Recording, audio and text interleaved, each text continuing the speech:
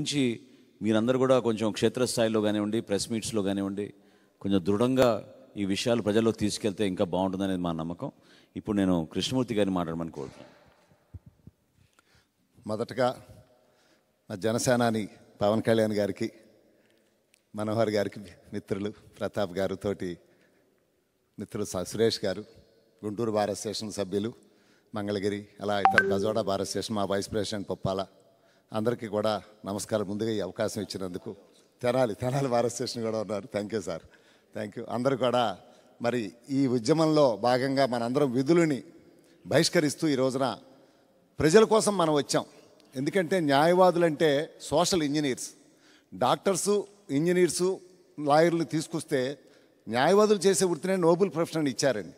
గతంలో మేము ఫీజులు అడిగేవాళ్ళం కాదు. మా వెనకాల ఇప్పుడు కూడా గౌన్ వెనకాల ఒక పౌచ్ ఉంటుంది. ఇవ్వాలనుకున్న ఫీజును దాంట్లో పెట్టడమే ఫీజు. ఇప్పుడు మారి అంటే అటువంటి పరిస్థితి నుంచి, అంటే అటువంటి లెగసీని మేము పుడికి పుచ్చుకుని మేము ఇంకా సాగిస్తూ ఉన్నాం. ఇప్పటికీ చాలామంది ఉన్నారు. ఎక్కడో హైకోర్టు, సుప్రీంకోర్టు అడ్వకేట్స్ కొంతమంది ఉన్నారేమో, కానీ ఈ రోజుకి కూడా మేము ప్రజల కోసం పనిచేస్తున్నటువంటి న్యాయవాదం. ఈ రోజున ఈ చట్టం చూసి ఎంత దుర్మార్గంగా ఉందంటే సార్, అరాచకాన్ని, అశాంతిని సమాజంలో కలిగిస్తుంది ఈ చట్టం. 2-3 ఉదాహరణలు చెప్పేస్తాను. అలాగే ఒక ప్యారలల్ న్యాయ వ్యవస్థని రాజ్యాంగం మనకు కల్పించింది. న్యాయ వ్యవస్థ, ఎగ్జిక్యూటివ్ వ్యవస్థ, లెజిస్లేటివ్ అని. ఒకళ్ళు ఒక దాంట్లో ఎంక్రోచ్ అవ్వకూడదు. ఇప్పుడు దీన్ని ఆ ఎగ్జిక్యూటివ్ వ్యవస్థని న్యాయ వ్యవస్థలోకి ఎంక్రోచ్ చేసేసింది ఈ చట్టం ద్వారా. ప్యారలల్ జ్యుడిషియరీని కండక్ట్ చేస్తూ ఉంది దీన్ని.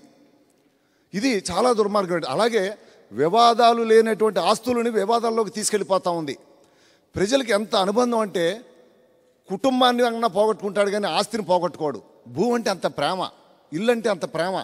తను పుట్టిన ఇల్లు అమ్మడు. ఇతర దేశాల్లో ఉన్నా కూడా కావాలంటే వాళ్ళు ఉంచుకుంటాడు కానీ ఇల్లుని అమ్మడు. అంటే అంత ఈ ప్రజలకి, ప్రత్యేకించి భారతదేశం, ఆంధ్ర రాష్ట్ర ప్రజలకి భూ అన్న ఆ పెరిగిన వాతావరణం అన్న అంత ప్రేమ అన్నమాట. అలాంటి పరిస్థితుల్ని, అశాంతిని కలిగించే ఈ చట్టాన్ని తీసుకొచ్చిందండి. దానికి చాలా మనోవేదంతో మేము చెప్తా ఉన్నాం. 2-3 ఉదాహరణలు మీకు చెప్తాను సార్. దీంట్లోనూ ఇక్కడ సెక్షన్ 2(8)లో ఇమ్మూవబుల్ ప్రాపర్టీ అంటే వివరించాడేంటి, ఏం తీసుకొచ్చారు. చాలామంది అనుకున్నారు ఇమ్మూవబుల్ ప్రాపర్టీ అంటే, నేను మొదట్లో కూడా నేను కర్నూలు అక్కడ అడ్వకేట్ చేస్తుంటే ఇది రైతులకి ఏదో వచ్చిందేమో అని అనుకున్నాం. తర్వాత 2(8) of the immovable property act తీసుకొస్తే land, buildings, flats, any other premises and things attached to earth, అంటే ఇమ్మూవబుల్ ప్రాపర్టీ అనే దానికి ఇల్లు ప్రతిదాన్ని తీసుకొచ్చేసారండి దాంట్లో. తర్వాత ఏం చేస్తున్నారంటే 3 రికార్డులను మెయింటైన్ చేస్తున్నారండి వీళ్ళు. Record of title, record of disputes, record of charges ఈ చట్టం ద్వారా. అది